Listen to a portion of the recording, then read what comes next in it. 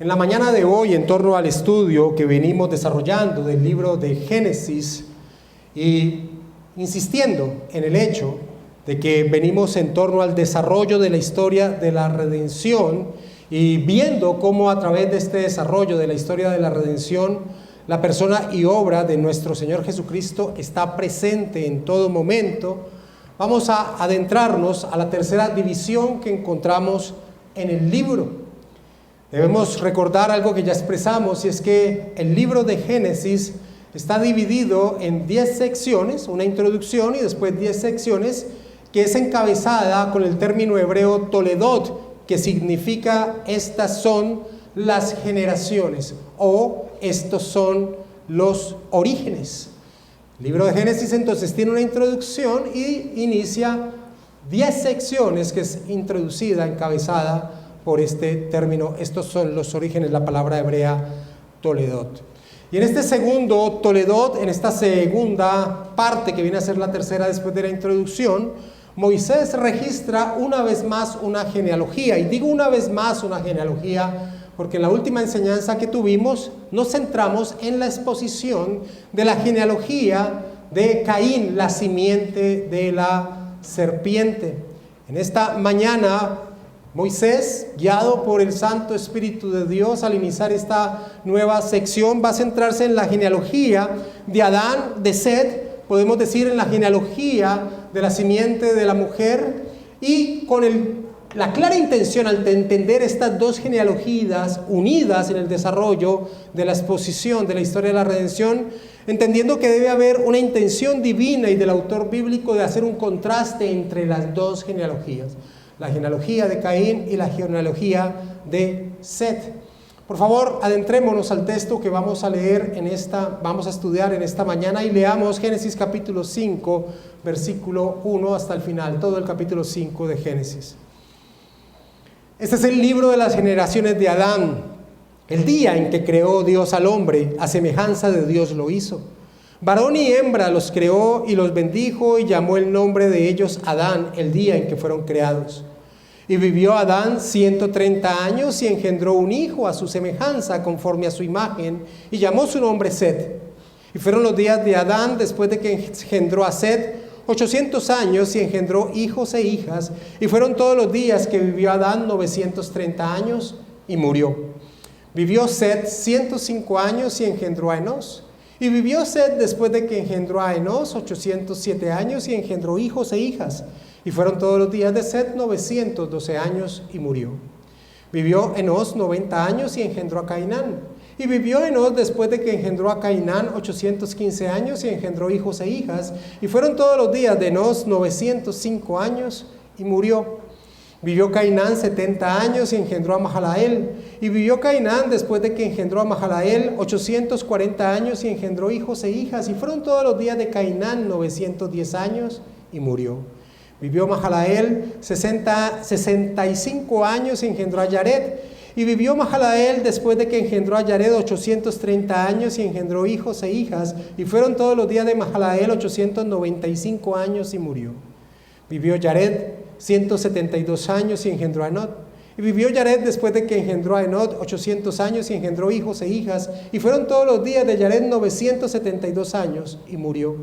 Vivió Enod 75 años y engendró a Matusalén. Y caminó Enod con Dios después de que engendró a Matusalén 300 años y engendró hijos e hijas. Y fueron todos los días de Enod 375 años. Caminó pues Enod con Dios y desapareció porque le llevó Dios. Vivió Matusalén 187 años y engendró a Lamed. Y vivió Matusalén después de que engendró a Lamed 782 años y engendró hijos e hijas. Fueron todos los días de Matusalén 969 años y murió. Y vivió Lamed 182 años y engendró un hijo.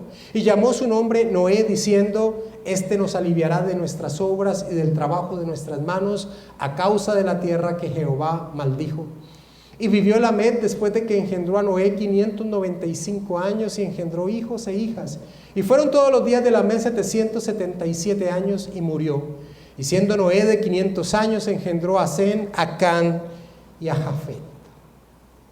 en nuestra última exposición en torno al libro de Génesis, al estudiar las dos simientes que surgieron desde el inicio de la historia de la redención, la simiente de la mujer y la simiente de la serpiente, Moisés expuso, y así lo vimos, la descendencia de Caín, la simiente de la serpiente.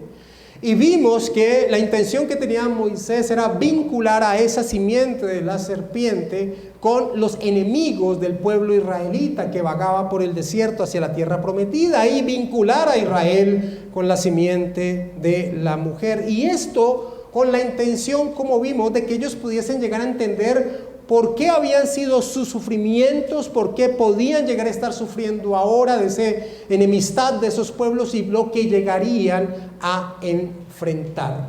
Esa fue la intención que vimos que expuso Moisés a mostrar estas dos simientes que se desarrollan desde el principio de la historia de la redención. En la porción de estudio de esta mañana, que es el capítulo 5 de Génesis, se deja a un lado la simiente de la serpiente por un momento y el texto se enfoca en la simiente de la mujer.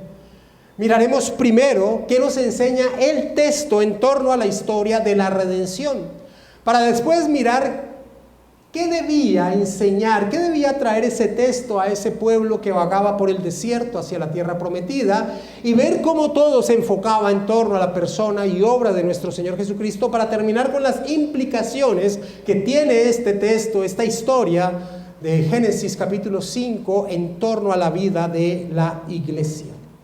Ese va a ser el derrotero que vamos a desarrollar en esta mañana. En el versículo 1, ya posicionándonos en Génesis capítulo 5, el autor bíblico, inspirado por el Espíritu Santo de Dios, trae a memoria el hecho de que el hombre fue creado a imagen y semejanza de Dios. Leamos el versículo 1 y el versículo 2 de Génesis capítulo 5.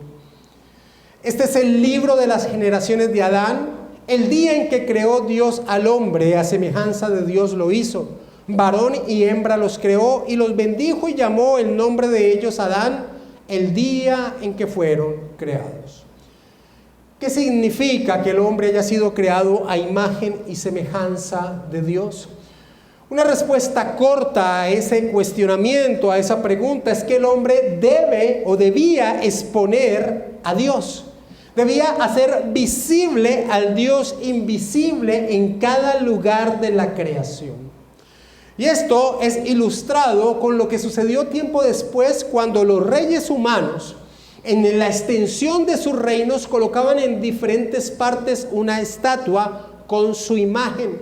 Porque a través de colocar una estatua con su imagen, querían mostrar a quienes estaban allí alrededor que ese territorio le pertenecía a ese reino y que estaban bajo la autoridad de dicho rey. Pues de esa manera también el que el hombre haya sido creado a imagen y semejanza de Dios tenía el propósito que al extenderse el hombre por toda la creación manifestaran los atributos gloriosos de Dios. Esa era la intención. Es por eso que está implícito en el hombre el hecho de que no debe desarrollar una imagen de Dios, no debe crear una imagen de Dios. Eso está implícito en el corazón del hombre, pero el corazón del hombre está afectado por la naturaleza pecaminosa que hay en él. Por eso es inclinado hacia la idolatría, pero es implícito el hecho de no hacer una imagen de Dios. Esto se ve claramente expuesto en el decálogo que se le da al pueblo israelita, que les enseña: no te harás imagen ni ninguna semejanza de lo que está arriba en el cielo, ni debajo en la tierra, ni en las aguas debajo de la tierra, como está consignado en Éxodo capítulo 20, versículo 4. Esto es así porque Dios ya ha definido cuál es su imagen en medio de la creación. Su imagen en medio de la creación debe ser aquella criatura creada a imagen y semejanza de Dios. El hombre debía, en medio de su creación, hacer visible la imagen del Dios invisible. Pero en medio de la genealogía que se expone en Génesis capítulo 5, el autor bíblico presenta la trágica realidad de los hombres en torno a este aspecto de haber sido creados a imagen y semejanza de Dios. Y es que el hombre, desde la caída de Adán, toda la descendencia de Adán ya no nace con esa imagen con que el hombre fue creado, sino que el hombre ahora nace bajo la imagen del hombre caído. Adán en su estado caído engendra hijos no a la imagen y semejanza de Dios, sino a su propia imagen y semejanza. Leamos el versículo 3, por favor, de Génesis capítulo 5. Y vivió Adán 130 años y engendró un hijo a su semejanza, conforme a su imagen, y llamó su nombre Set. El texto entonces expresa que Set es engendrado con la imagen y semejanza de Adán, el cual se encontraba en un estado caído, destituido de la gloria de Dios y con una naturaleza pecaminosa, corrupta, inclinada a violar la ley divina. Así que la imagen y semejanza de Dios con la cual el hombre fue creado, ahora, después de la caída de Adán en el Edén, se encuentra oscurecida atrozmente en los hombres. Es más, muchos teólogos en la historia se han inclinado hasta decir que ya no hay imagen y semejanza de Dios en el hombre, lo cual es refutado por la misma Escritura. No, el hombre todavía tiene la imagen y semejanza, pero está oscurecida, tergiversada, casi destruida. Calvino lo expresa de esta manera: aunque las líneas de la imagen de Dios en nosotros están tan mutiladas que pudiese decirse que están verdaderamente destruidas, sin embargo todavía podemos rastrearlas débilmente en el hombre caído. Por lo tanto, la imagen de Dios no fue totalmente aniquilada y destruida en la caída de Adán, pero lo que queda en el hombre está tan deformado, corrompido, confundido y mutilado, termina señalando Calvino. Como vimos en la última enseñanza en torno a la genealogía de Caín, a la simiente de la serpiente, la rebeldía del hombre es expresada de una manera abrumadora, como lo vimos ahí en Génesis 4. Así que el hombre ya no es un representante fiel de Dios en medio de su creación. La imagen y semejanza con que fue creado originalmente está manchada, oscurecida, estropeada, mutilada por la naturaleza pecaminosa que ahora es parte de su existencia. Si alguien llegase a esta creación de Dios después de que el hombre ha caído y se le dijese que quisiese conocer el gran Dios que creó todo, y se le señalase que pudiese recurrir a la criatura que expresa la imagen y semejanza de Dios y viera al hombre en ese estado caído, se llevaría un terrible concepto de quién es Dios. Es por ello, y al entender eso, que el pecado es una agresión a la gloria divina, porque lo desprestigia. Entender este aspecto del propósito de haber sido creados a imagen y semejanza de Dios y mostrar una imagen totalmente contraria a lo que es Dios, es entender lo atroz que es el pecado. Ahora, en el caso de la simiente de la mujer que se nos narra en Génesis capítulo 5, en el pasaje que estamos estudiando, no se expresa abiertamente esa actitud de rebeldía, como vimos que sí se expresa en Génesis capítulo 4 con la simiente de la serpiente. Pero sí se da evidencia en Génesis capítulo 5 de este estado caído en el cual se encuentra el hombre. Y eso, al repetirse continuamente el estribillo, y murió, y murió, y murió. Sucede algo cuando llegamos a Génesis capítulo 5, y es que lo que se nos queda en la mente por primera vez, o las veces que estudiamos Génesis capítulo 5, es que nos maravillamos por ver la extensión de tiempo que vivieron estas personas narradas allí. Adán 930 años, Set 912 años, Enón 905 años, Cainán 910 años, Mahalael 895 años, Yared 962 años, Matusalén 969 años, Lamec 770 años. Nos maravillamos con esas extensiones de tiempos, pero la atención no debe ser colocada en ello. Esa no es la intención del autor, ni humano ni divino, en torno a este pasaje. La intención del autor divino y el autor humano es que morían, morían, morían. El estribillo es continuo. La amenaza que Dios dio en el Edén en torno a la transgresión que Adán cometió en el pacto, tenía ahora la evidencia visible de la muerte física. Al polvo regresaba aquel que había sido creado a imagen y semejanza de Dios. Y el relato es repetitivo, a veces hasta monótono en su lectura, y se puede estructurar de esta manera. Y tal persona vivió tantos años y engendró a otra persona, y después de esto vivió tantos otros años y engendró hijos e hijas, y fueron tantos sus días. Pero inexorablemente la frase final que hace referencia a ese personaje es: y murió, y murió, y murió. Calvino dice: y murió.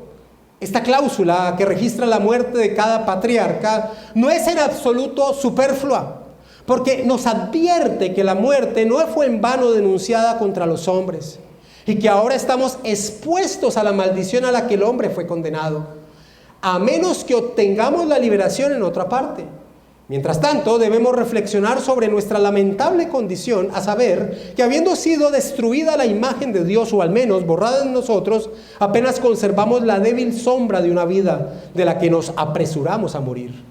Y es útil, en un cuadro de tantas edades, contemplar de un solo vistazo el continuo curso y tenor de la venganza divina, porque de otro modo imaginamos que Dios es en cierto modo olvidadizo, y a nada somos más propensos que a soñar con la inmortalidad en la tierra, a menos que la muerte sea frecuentemente traída ante nuestros ojos, termina señalando Calvino. Ahora, si esa fuese la historia completa, si la historia fuese que el hombre nace, crece, se reproduce y muere como comúnmente muchos piensan que es así, la vida sería un desespero total, un sinsentido. Sería trasegar en este desierto lleno de sinsabores con una sentencia establecida e imposible escapar de ella. Pero en un momento de este relato de Génesis capítulo 5, esta secuencia termina, o al menos no ocurre en una de estas personas que se narra allí. El estribillo "y murió" no aparece. Y esto es muy importante en torno al desarrollo de la historia de la redención, porque es una muestra directa de la esperanza de aquellos que se aferraban a la promesa en torno a aquel que habría de venir. Leamos el versículo 21 al 24 de Génesis capítulo 5, donde se quiebra esta secuencia que se narra allí en Génesis capítulo 5. Vivió Enoc 75 años y engendró a Matusalén, y caminó Enoc con Dios. Después que engendró a Matusalén 300 años y engendró hijos e hijas, y fueron todos los días de Enoc 375 años. Caminó pues Enoc con Dios y desapareció porque le llevó Dios. Lo primero que surge cuando uno viene leyendo la historia de la redención desde Génesis 1:1 y llega a este momento en el relato de esta genealogía de Génesis capítulo 5 es que este nombre, Enoc, ya lo hemos encontrado en el relato de Génesis capítulo 4. Y aunque son dos personajes distintos, entendemos por la providencia divina que maneja los hilos del desarrollo de la historia de la redención que aquí hay una intención en el autor divino. Y la intención es mostrar el contraste que había entre uno y otro, entre el Enoc de la genealogía de Génesis capítulo 4, la simiente de la serpiente, la simiente de Caín, la genealogía de Caín, con este Enoc de la simiente de la mujer, la genealogía de Set. Nosotros vemos que el Enoc, descendiente de Caín, lo recordamos porque se toma su nombre en torno a la ciudad que Caín establece. Acompáñame a Génesis capítulo 4, versículo 17, allá atrásito, y leamos en torno a este Enoc de esa genealogía de Génesis 4. Y conoció Caín a su mujer, Génesis 4, 17, la cual concibió y dio a luz a Enoc, y edificó una ciudad, y llamó el nombre de la ciudad del nombre de su hijo Enoc. Como lo señalamos en el último estudio de Génesis, la descendencia de Caín tiene centradas sus esperanzas, sus anhelos en hacerse un reino en esta tierra, en establecerse. En ello invierte en su tiempo, invierte en sus esfuerzos, invierte en sus dineros. En eso, en establecerse en esta tierra. Parafraseando un título de un libro de uno de los falsos maestros que tenemos en el día de hoy, para la simiente de la serpiente, la mejor vida es ahora. La mejor vida es ahora. Y eso tiene mucho de verdad, porque lo único que puede aspirar aquel que está desligado de la promesa de aquel que vendría, de la persona de nuestro Señor Jesucristo, es hacer una mejor vida ahora, porque la eternidad que le espera es una eternidad en oscuridad. Por el contrario, el Enoc de Génesis capítulo 5, el Enoc de la genealogía de la simiente de la mujer, de la genealogía de Set, nos señala que sus expectativas, sus anhelos, su mirada no estaba colocada en esta temporalidad. Se nos dice en 2 ocasiones que caminó con Dios. Que caminó con Dios. En el versículo 22 de Génesis 5 y en el versículo 24, el énfasis, lo que se nos quiere señalar en torno a Enoc es que caminó con Dios. La existencia de este hombre estaba centrada en la promesa que Dios había dado en torno a aquel que habría de venir. Y bajo esa promesa desarrollaba su día a día. Ahora, alguien puede estar diciendo allí, pero ¿cómo puede uno vincular el término caminó con Dios con la promesa dada en Génesis capítulo 3, versículo 15 en torno a aquel que habría de venir? Una respuesta rápida podría decir que es que la historia de la redención surge de esa promesa, se desarrolla en torno a esa promesa, se hace cada vez más visible en torno a esa promesa. El hombre de su estado caído solamente tenía y tiene puesta su mirada en aquel que fue prometido, en aquel que vino, y nosotros en aquel que dio su vida por su pueblo en la cruz. Pero hay una manera más exegética de responder el por qué. Podemos señalar que esta expresión caminó con Dios se enfocaba en torno a la promesa de Génesis capítulo 3, versículo 15. Y es que uno de los principios hermenéuticos en torno a realizar una exégesis de un pasaje bíblico es que el mejor intérprete de un pasaje de las Escrituras es la misma Escritura. La interpretación que de un pasaje encontramos en otra parte de las Escrituras es la interpretación más fiel, porque es la interpretación del Espíritu Santo de Dios. Y el autor de la carta a los Hebreos resalta que fue por la fe que Enoc desapareció, porque Dios le llevó. Es decir, no experimentó la muerte. El estribillo "y murió" no se aplica en Enoc. El autor de la epístola a los Hebreos, en el capítulo 11, va a desarrollar a la fe que tuvieron los personajes antes de la venida del Cristo. Y va a desarrollar y va a mostrar que esa fe de esos personajes estaba colocada en la promesa de aquel que habría de venir. La fe que expone el autor de Hebreos es la fe que se enfoca en la persona del Señor Jesús. De esa manera nosotros podemos entender que ese caminar con Dios estaba vinculada con la promesa. Quiero que vayamos a Hebreos capítulo 11 para mostrar que esto es así. Hebreos capítulo 11, y leamos el versículo 24 en adelante, donde se enfoca en Moisés.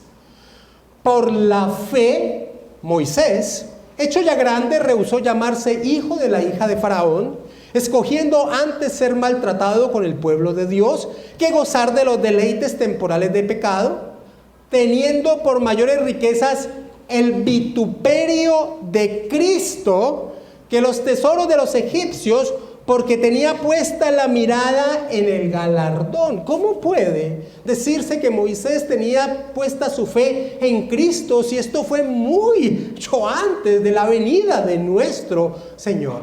Porque la historia de la redención se enfoca en torno a aquel que fue prometido cuando el hombre cae en pecado.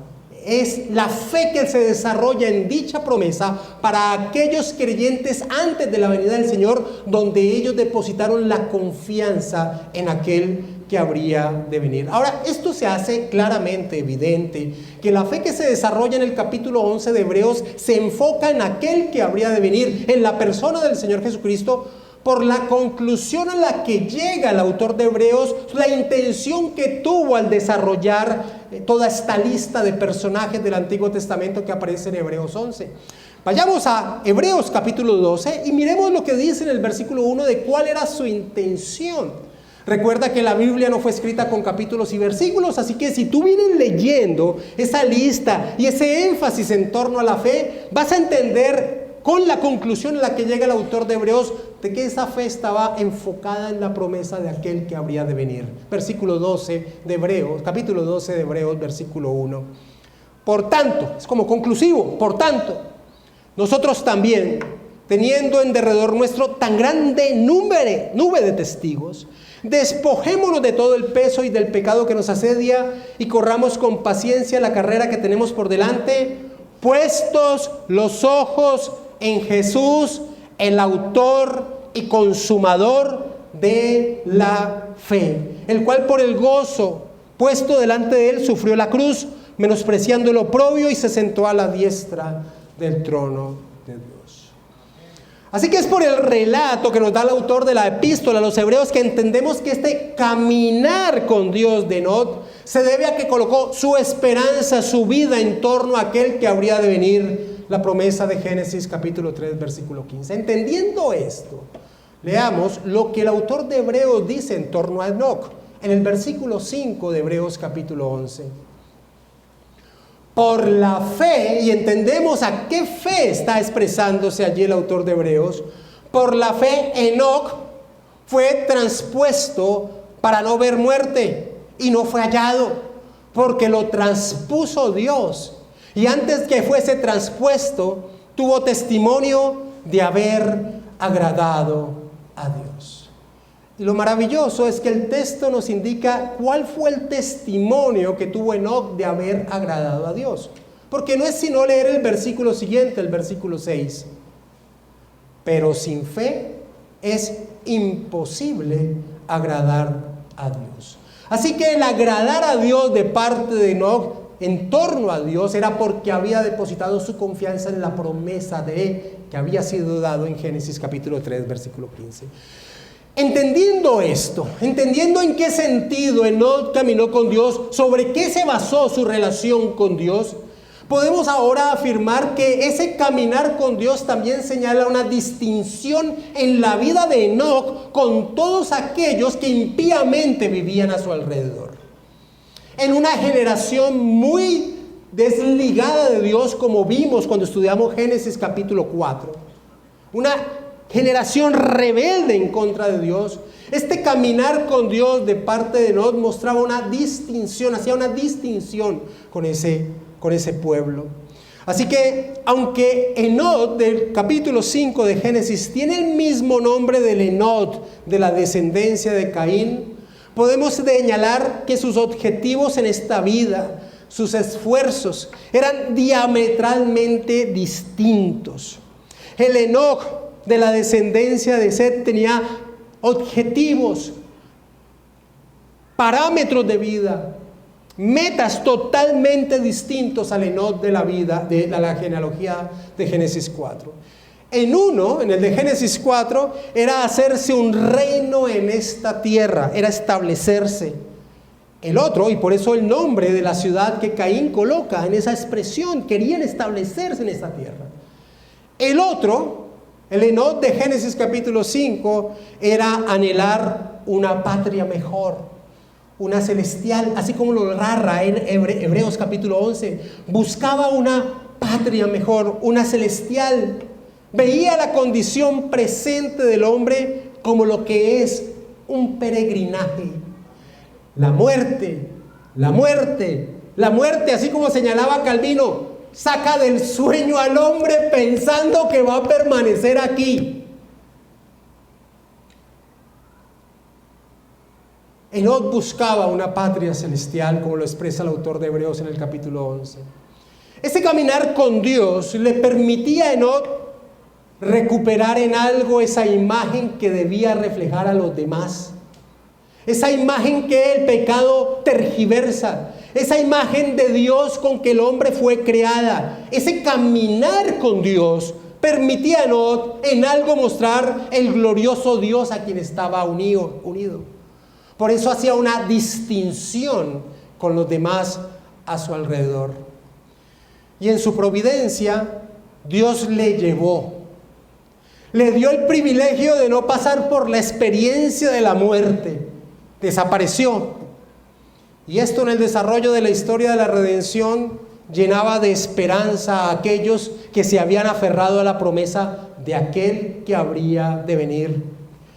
Y murió no es el fin de la historia. Sin dudas había un lugar a donde irían porque su Señor los llevaría. Por el contrario, Enoc, del capítulo 5 de Génesis, también tiene un mensaje para aquellos que están desligados de la promesa de aquel que habría de venir. Así como tuvo un mensaje para aquellos que se aferraron a la promesa, también había un mensaje para aquellos que se desligaron de dicha promesa, la simiente de la serpiente. Y es que el tiempo del juicio se avecinaba y que enfrentarían un juicio. Leamos Génesis capítulo 5, versículo 21. Y esto podemos llegarlo a entender por el nombre que Enoc le coloca a su hijo, Matusalén. Génesis capítulo 5, versículo 21 en adelante. Vivió Enoc 75 años y engendró a Matusalén. Y caminó Enoc con Dios después de que engendró a Matusalén 300 años y engendró hijos e hijas. Y fueron todos los días de Enoc 375 años. Caminó pues Enoc con Dios y desapareció porque le llevó Dios. Vivió Matusalén 187 años y engendró a Lamed. Y vivió Matusalén después de que engendró a Lamed 782 años y engendró hijos e hijas. Fueron todos los días de Matusalén 969 años y murió. Enoc colocó como nombre a su hijo Matusalén. Y casi siempre cuando nosotros leemos la historia de Génesis 5, lo único que nos queda en torno a Matusalén es que fue el hombre que más vivió, 969 años. Matusalén vivió más que Matusalén, se ha convertido hasta en un refrán. Pero lo significativo de este relato de la historia de la redención es el significado del nombre Matusalén. Matusalén significa algo ha sido enviado.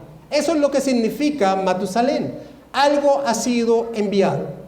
Y lo que se señalaba con ese nombre que Enoc le coloca a su hijo es que el juicio iba a llegar, porque en el año que muere Matusalén, el diluvio vino a la tierra. Algo ha sido enviado, así lo expresa Matthew Henry. Con respecto a Matusalén observemos lo siguiente. El significado de su nombre era profético. Al ser profeta, su padre Enoc, Matusalén significa un envío de algo, a saber, del diluvio, que vino precisamente en el año en que murió Matusalén. Su nombre era una clara advertencia para un mundo despreocupado, termina señalando Henry. Así que Enoc no solamente tuvo un mensaje para aquellos que se aferraban a la promesa dada por Dios, sino también una advertencia para aquellos que vivían una vida desligada, que trataron de construir un reino en esta tierra para permanecer y establecerse. El juicio vendría. Y es por ello que cuando nosotros leemos la carta escrita por Judas, encontramos lo siguiente en torno a este Enoc de Génesis capítulo 5. Judas, hablando acerca de los falsos maestros y del peligro que hay con ellos, dice lo siguiente, Judas, versículo 14 y versículo 15. De estos también profetizó Enoc, séptimo desde Adán, diciendo: he aquí vino el Señor con sus santas decenas de millares para hacer juicio contra todos y dejar convictos a todos los impíos de todas sus obras impías que han hecho impíamente y de todas las cosas duras que los pecadores impíos han hablado contra él. Impío es aquel que vive una vida como si Dios no existiera. La advertencia dada por el mismo Enoc colocándole a su hijo Matusalén mostraba que el diluvio llegaría, y recuerda que en la historia de la redención todo juicio divino no era sino una sombra en torno al juicio final. Así que la genealogía de Génesis 5 deja un poderoso mensaje en torno a la historia de la redención, y es este: Una vida de fe centrada en la promesa divina del Salvador permite caminar con Dios. Vuelvo a repetir eso. Este es el establecimiento de la base sobre la cual se desarrolla la vida de los creyentes de todos los tiempos. La genealogía de Génesis 5 dejaba un poderoso mensaje en la historia de la redención. Una vida de fe centrada en la promesa del divino Salvador permitía caminar con Dios, hacer una distinción con los impíos y estar bajo la esperanza de la vida eterna al lado de su Señor. Y que este es el mensaje que el autor humano del libro de Génesis, inspirado por el Espíritu Santo, quería transmitir en el desarrollo de la historia de la redención, es reforzado al seguir leyendo la genealogía. Pues aparece otro nombre que contrasta con uno de la genealogía de Caín una vez más: Lamec. El Lamec de la genealogía de Caín es una ilustración de la soberbia y la independencia de Dios. Recordemos a este Lamec de la genealogía de Caín en Génesis capítulo 4, versículos 23 y 24.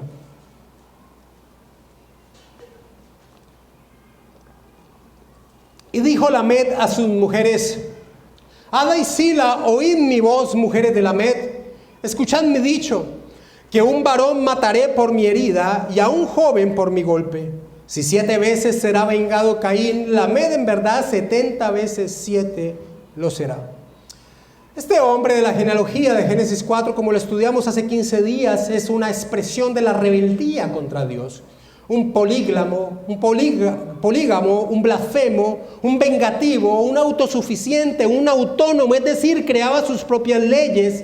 El lema que definía la vida de este Lamec de Génesis 4 es: no necesito a Dios. Pero en la genealogía de Set hay otro Lamec, y es el contraste que el autor bíblico y divino quiere mostrar. En Génesis capítulo 5, versículo 28 leemos: vivió Lamec 182 años y engendró un hijo, y llamó su nombre Noé, diciendo: este nos aliviará de nuestras obras y del trabajo de nuestras manos, a causa de la tierra que Jehová maldijo. Noé significa reposo, y lo que se muestra es que este Lamec de Génesis capítulo 5 depositaba su existencia en torno a la promesa de aquel que habría de venir, a tal punto que colocó a su hijo reposo, porque llegó a pensar si no sería ese aquel que traería ese reposo que Adán no les pudo dar.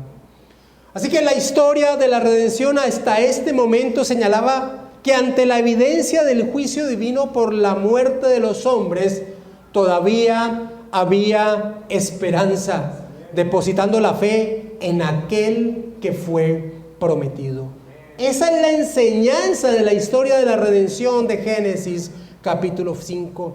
Ahora debemos preguntarnos cómo esta enseñanza de la historia de la redención afectaba a ese pueblo que peregrinaba con Moisés hacia la tierra prometida, hacia su reposo. Y 3 puntos son importantes tener en cuenta, recordar de esto que nos enseña Génesis capítulo 5, para entender el propósito de Moisés en torno a esta historia con ese pueblo que peregrinaba hacia la tierra prometida. Y esos 3 puntos son: fe en la promesa, esperanza y distinción con los demás. Fe en la promesa, esperanza y distinción con los demás. Y esa distinción con los demás podemos traerlo con el nombre santidad, porque santidad es separarse, hacer una distinción con los demás. Y es que en la historia de este pueblo que iba trasegando hacia la tierra prometida, la expresión de Génesis 5, y murió, y murió, y murió, esa repetición, esa muerte no era ajena a su historia. Ese pueblo durante 40 años de peregrinaje por el desierto se convirtió en un aspecto común en ellos ver la muerte. Toda una generación incrédula a Dios en torno a su promesa de darles la tierra pereció caminando por el desierto. Y murió y murió, era algo que ellos habían percibido en todo instante de dicho peregrinaje. Y quiero mostrarte, metiéndonos en el seno de ese pueblo, caminando por el desierto, cómo esta realidad estaba implícita en sus vidas. ¿Sabes por qué? Porque solamente nosotros pensamos en la muerte cuando la muerte toca nuestras vidas, un familiar cercano, una enfermedad terminal que se nos detecte. Allí es cuando la muerte una vez más cobra relevancia. Israel tenía la muerte como un invitado constante, día a día. Y quiero que veas cómo esa realidad es expresada por Moisés en el único canto que tenemos de él registrado en las Escrituras, en el libro de los Salmos. Acompáñame, sin perder Génesis 5, a Salmo capítulo 90. Y miremos cómo Moisés relata este pensamiento de la futilidad, de lo liviano que es la vida del hombre a causa del furor divino. Para entender que y murió de Génesis 5 no era ajeno a su experiencia. Salmo capítulo 90, versículo 5. Después de, en los primeros versículos, Moisés mostrar la eternidad divina, empieza a contrastarla desde el versículo 5 con la futilidad de la vida humana, lo temporal. Versículo 5 de Salmo 90, los arrebatas como torrentes de aguas. Son como sueño, como la hierba que crece en la mañana florece y crece, a la tarde es cortada y se seca. Esa es la descripción de la vida humana. Porque con tu furor somos consumidos y con tu ira somos turbados. Pusiste nuestras maldades delante de ti, nuestros hierros a la luz de tu rostro, porque todos nuestros días declinan a causa de tu ira, acabamos nuestros años como un pensamiento. Los días de nuestra edad son 70 años y si en los más robustos 80 años. Con todo, su fortaleza es molestia y trabajo porque pronto pasan y volamos. Y en el versículo 11 hace una expresión. ¿Quién conoce el poder de tu ira y tu indignación según debe ser temido? Y dice, enséñanos, Dios, de tal modo a contar nuestros días que son muy livianos y pocos, que traigamos al corazón sabiduría. Danos el entendimiento a cómo vivir esta vida tan corta. Vuélvete, oh Jehová, ¿hasta cuándo? Y aplácate para con tus siervos. Esa nueva generación que estaba a puertas de tomar la posesión de la tierra que Dios les había prometido, debían ser animados y exhortados por el relato de Génesis capítulo 5 a que debían depositar su absoluta confianza en Dios para que pudiesen recibir el reposo que se les había dado. Debían caminar con Dios, es decir, vivir en su voluntad, hacer distinción con los pueblos que los rodeaban, ser santos. Y de esa manera poder cumplir su misión de reflejar, de dar a conocer el glorioso Dios con el que caminaban, de poder cumplir el propósito de la creación en torno al hombre, ser imagen y semejanza de Dios. Y es por eso que Dios, antes de entrar en pacto con este pueblo, les dice lo siguiente. Acompáñame a Éxodo capítulo 19 y leamos el versículo 5 y 6. Dios, antes de entrar en pacto con este pueblo, les dice lo siguiente: el propósito de este pacto con que iban a entrar. Ahora pues, si diereis oído a mi voz y guardareis mi pacto, vosotros seréis mi especial tesoro sobre todos los pueblos, porque mía es toda la tierra, y vosotros me seréis un reino de sacerdotes y gente santa. Estas son las palabras que dirás a los hijos de Israel. Un reino de sacerdotes y gente santa. Había un propósito con Israel, que ellos mostrasen a las demás naciones el glorioso Dios con quien caminaban. Más adelante el Señor les dice: sed santos porque yo, Jehová, soy santo. En torno a esta demanda, J.R. Williamson, en su libro Desde el huerto del Edén hasta la gloria del cielo, expresa lo siguiente. Mira cómo lo señala Williamson. En torno a este propósito con el pueblo israelita, el término santo significa separación y distinción. En relación a asuntos morales habla de separación del pecado. En relación a Dios habla no solo de su perfección moral, sino de su singularidad en comparación a cualquier y toda cosa existente. El pueblo de Israel, como aquellos que estarían más cerca del Dios Altísimo, habrían de estar marcados como un pueblo diferente y separado en ambas maneras. Los 10 mandamientos los separaban moralmente de las naciones paganas y las leyes civiles también los separaban cultural y socialmente como un pueblo apartado del mundo a su alrededor. Si obedecía a Dios, este pueblo sería marcadamente distinto en su pureza y piedad. Israel reflejaría la imagen de Dios para lo cual la humanidad originalmente fue creada, pues ellos serían santos, así como Dios es santo. La rectitud y santidad de Israel debería ser lo que brillara y atrajera a las demás naciones a conocer al glorioso Dios verdadero.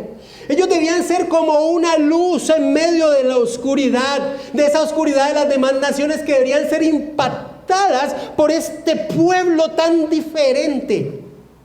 De esa manera cumpliría el propósito de la creación a imagen y semejanza de Dios que el pecado había tergiversado. La misión del pueblo israelita es comúnmente descrita como centrípeta. Debía atraer a las naciones a ellos por su vida, por los distintos que eran, por su rectitud. Debían reflejar el glorioso Dios con quien caminaban. Justo L. González, en torno a esta misión de Israel, dice: en el Antiguo Testamento la misión de Israel se entiende de una manera centrípeta, más bien que centrífuga.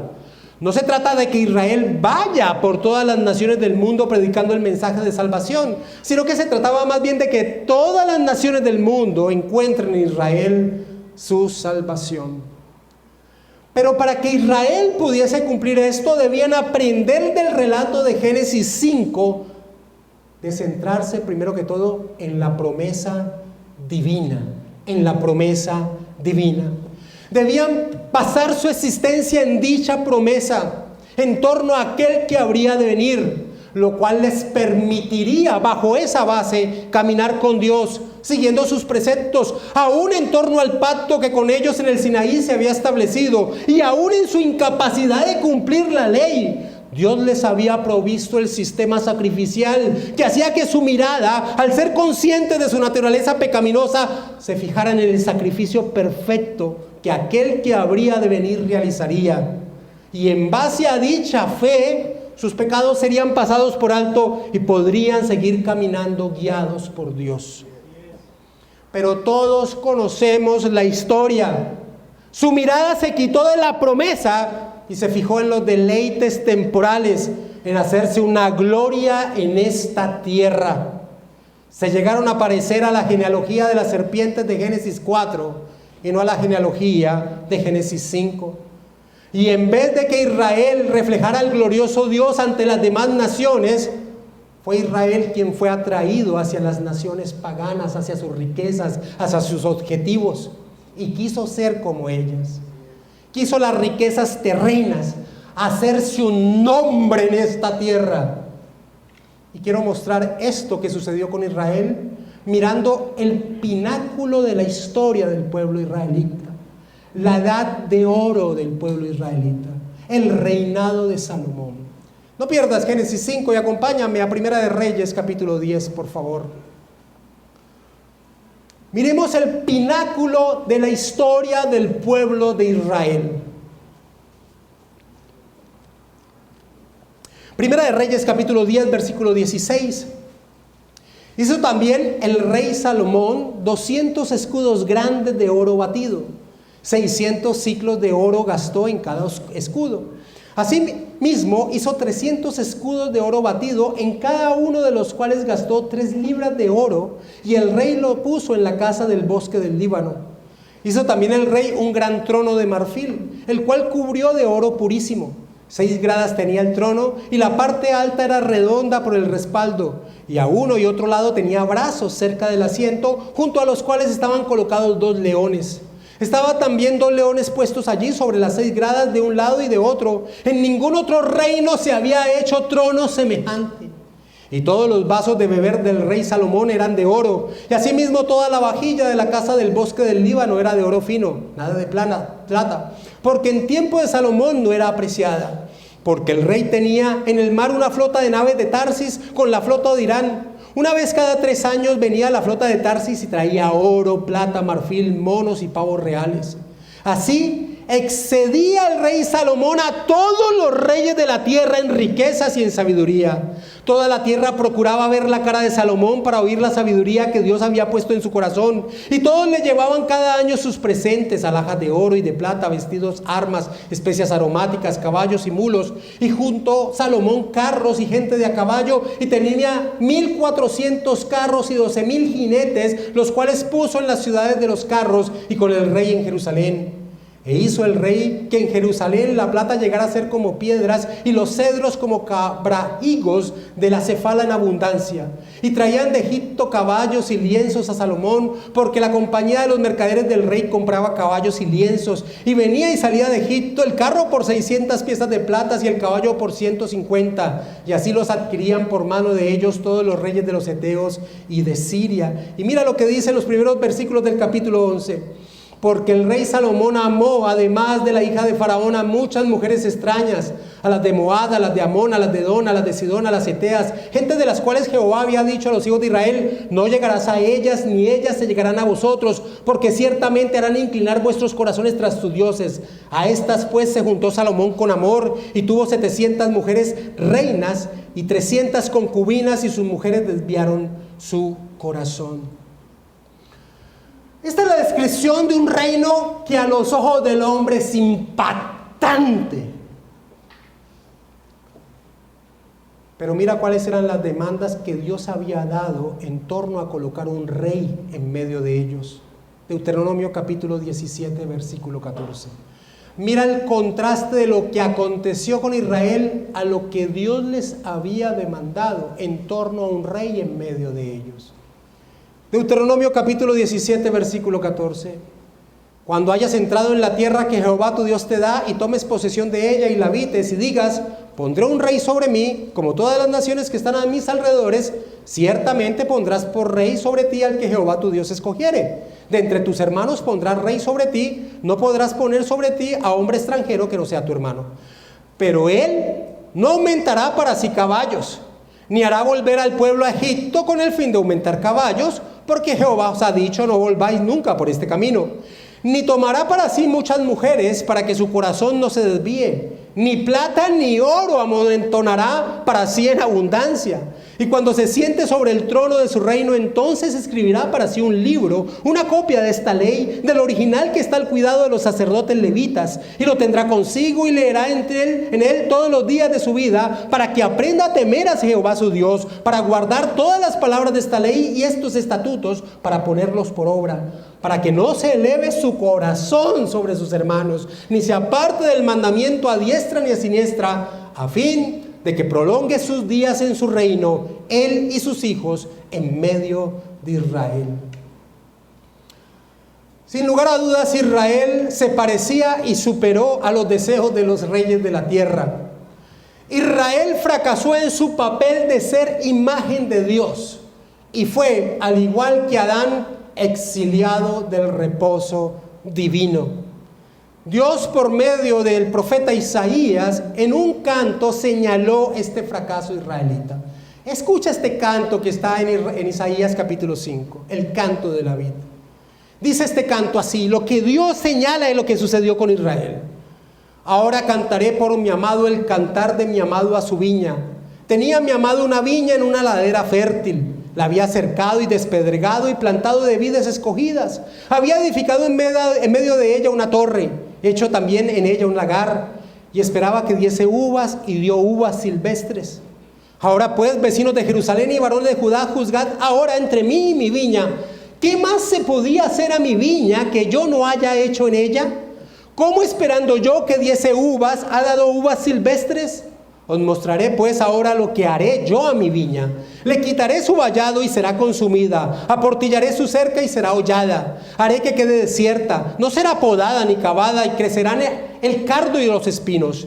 Y aún las nubes mandaré que no derramen lluvia sobre ella. ciertamente la viña de Jehová de los ejércitos es la casa de Israel, y los hombres de Judá planta deliciosa suya.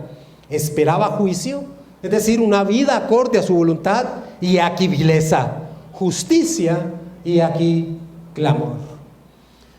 No, ni Adán ni Israel cumplieron la misión de ser imagen de Dios en medio de la creación. Israel no aprendió la lección de Génesis capítulo 5. No fijó su mirada en la promesa, sino en establecer un nombre en esta tierra. Pero la promesa seguía vigente, y aquel que habría de venir llegó. Jesús es descrito por el autor de Hebreos como el resplandor de la gloria divina y la imagen misma de su sustancia. Vino, vivió una vida perfecta, reflejó a Dios plenamente, caminó bajo la voluntad de su Padre Celestial a tal punto que expresó que lo que hablaba y que lo que hacía, lo hacía según el Padre determinaba que hiciese. Verlo a Él era ver al Padre. Acompáñame a Juan capítulo 14, versículo 8.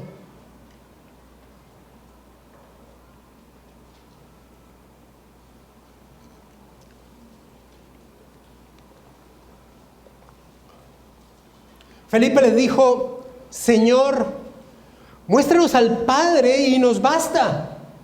Jesús le dijo: ¿tanto tiempo hace que estoy con vosotros y no me has conocido, Felipe? El que me ha visto a mí ha visto al Padre. ¿Cómo pues dices tú, muéstranos al Padre? ¿No crees que yo soy en el Padre y el Padre en mí?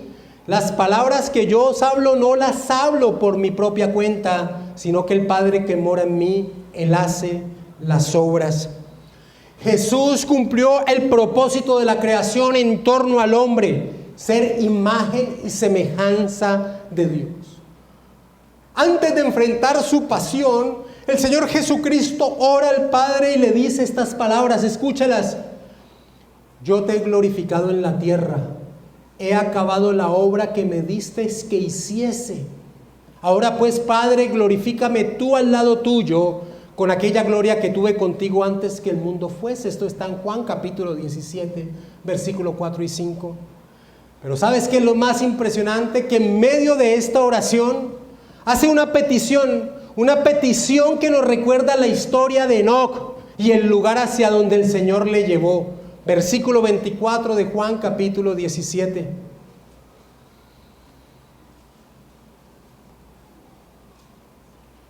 Padre, aquellos que me has dado, quiero que donde yo estoy, también ellos estén conmigo, para que vean mi gloria que me has dado, porque me has amado desde antes de la fundación del mundo. Mis amados hermanos, cuando nosotros leemos la historia de Enoc en Génesis capítulo 5, pensamos así: qué maravilloso no experimentar la muerte e ir con el Señor a un lugar que debe ser indescriptible. Mis amados hermanos, no sabemos si el Señor vendrá por su iglesia antes de que experimentemos la muerte y sea nuestra experiencia como la de Enoc. Pero si experimentamos la muerte, sí sabemos hacia dónde partimos, anhelando estar con Él, en espera de la resurrección de nuestros cuerpos. Nuestro destino eterno es seguro, es seguro. Así que Génesis capítulo 5 se cumple perfectamente en torno a la persona del Señor Jesucristo y lo que Él logró por su iglesia.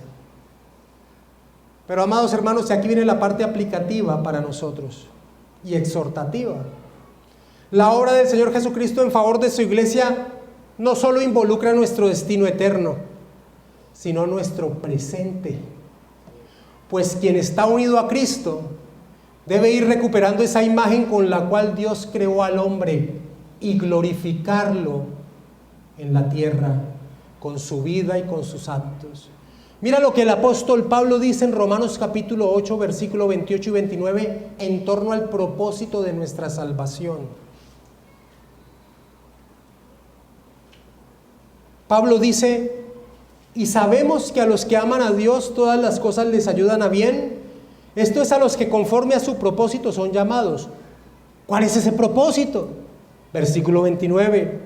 Porque a los que antes conoció, también los predestinó para que fuesen hechos conformes a la imagen de su Hijo, para que Él sea el primogénito entre muchos hermanos. Así que al ser redimidos del poder del pecado por el poder del Espíritu Santo, que es el fruto que viene a nuestra vida por la obra de salvación de nuestro Señor, podemos caminar de la mano de Dios en buenas obras, como lo dice el apóstol Pablo en Efesios capítulo 2. Fuimos salvos por gracia para caminar en buenas obras. El apóstol Pablo dice en Romanos 6 que nosotros ahora hemos sido liberados del poder reinante del pecado en nuestras vidas para presentar nuestros miembros como instrumentos de justicia a Dios. Tenemos ese potencial por la obra de salvación hecha por nuestro Señor. No solamente entrar en la salvación, el glorioso reino, sino que hay una responsabilidad presente en nuestra vida con lo que somos, mostrar el glorioso Dios que nos ha salvado. Ese caminó con Dios que leemos en Génesis capítulo 5 en torno a Enoc, no es extraño para nosotros ni debe serlo. Debe ser la descripción de nuestra vida. Y quiero decirte algo, a nosotros, su iglesia, después de la obra realizada y consumada en la cruz, la descripción de lo que debe ser nuestra vida es aún superior. No se dice caminó con Dios, sino que se dice imitemos a Dios. Efesios capítulo 5, versículo 1 y 2. Imitemos a Dios, se nos señala por parte del apóstol Pablo. Sed pues, Efesios 5:1, imitadores de Dios como hijos amados, y andad en amor, como también Cristo nos amó y se entregó a sí mismo por nosotros, ofrenda y sacrificio a Dios en olor fragante.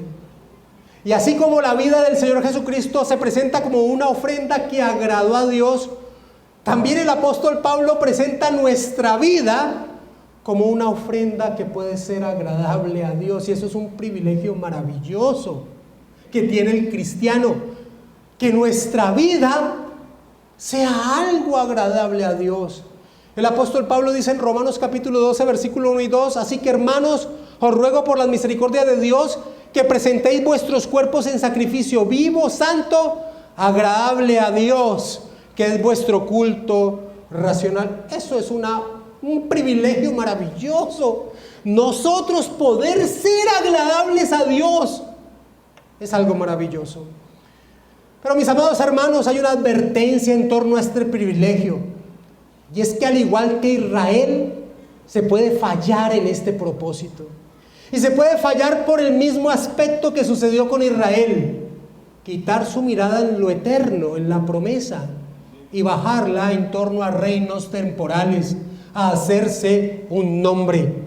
El apóstol Pablo en 1 Corintios 10 dice que todo lo que le aconteció a Israel está escrito para nosotros, para exhortarnos y amonestarnos que no codiciemos lo que ellos codiciaron. Y termina señalando: el que piensa que esté firme, mire que no caiga.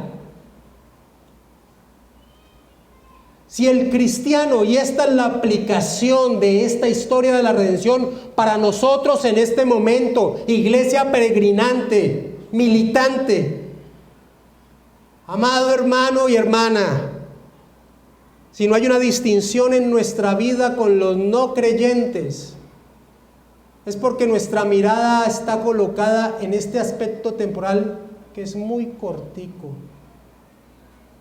Con Moisés debemos pedirle al Señor: enséñanos a contar nuestros días, que es como la sombra, como la hierba, como la niebla. Enséñanos a contar nuestros días para traer al corazón sabiduría, para saber cómo vivir en esta temporalidad con la mirada colocada en lo eterno. Si eso no acontece, qué desgracia. Es que teniendo el potencial de vivir para la gloria de Dios, seamos descritos como fue descrito el pueblo israelita, con mucho oro en la tierra, pero desligados del Señor. ¿Quién está libre de esto? El que piensa que está firme, mire que no caiga. La única muestra real de que estuvimos unidos a Cristo es nuestra perseverancia. Y no perseveraremos si nuestra mirada es temporal. No sucederá. Hoy estás aquí y mañana te estarás revolcando con el mundo. Y el murió es una advertencia real, día a día, con nuestra existencia. Y finalizo con esto. Si nuestra mirada no se levanta, sino que sigue mirando esa temporalidad, puede ocurrirnos lo mismo que Israel, que debiendo hacer una distinción con los demás pueblos, llegó a parecerse en extremo a ellos. Acompáñame a Colosenses y vamos cerrando leyendo el capítulo 3, versículo 1 en adelante. Pablo le dice a la iglesia en Colosa lo siguiente, arrancando con un condicional que debemos preguntarnos cada uno de nosotros. Esta condicionalidad que presenta Pablo aquí debe ser una pregunta que nosotros debemos hacernos, con la que inicia Pablo aquí. Si, pues, habéis resucitado con Cristo, sí, el creyente dice, claro, eso sucedió conmigo, estoy identificado existencialmente con Jesús. Bueno, si pues habéis resucitado con Cristo, buscad las cosas de arriba, donde está Cristo sentado a la diestra. Poned la mira en las cosas de arriba, no en las de la tierra, porque habéis muerto y vuestra vida está escondida con Cristo en Dios. ¿Sabes cuándo la gloria particular va a surgir? Cuando el Señor regrese. Y eso es lo que dice en el versículo 4. Cuando Cristo, vuestra vida, se manifieste, entonces vosotros también seréis manifestados con Él en gloria.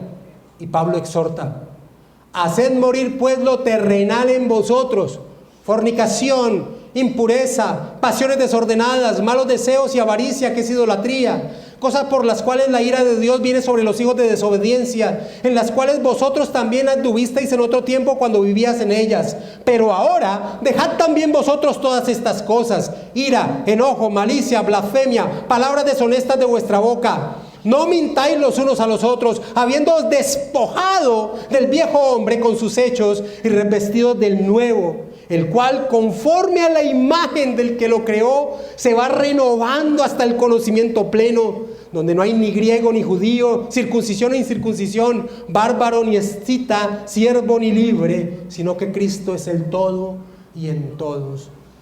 Es como quitarnos una ropa inmunda y colocarnos una ropa nueva que agrade al Señor. Y finalizo con esta reflexión de Nancy Guthrie en torno a este pasaje. Si parece que no me preocupa obtener atención, progreso o afirmación aquí y ahora, eso se debe a que he puesto la mira en las cosas de arriba, no en las de la tierra. Y si parece extraño que no tenga miedo de perder aquí o incluso perder la vida, eso se debe a que ya morí y mi vida está escondida con Cristo en Dios.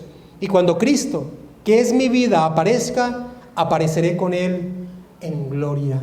Esa debe ser la mirada del cristiano. De resto, nos estamos engañando con una religiosidad.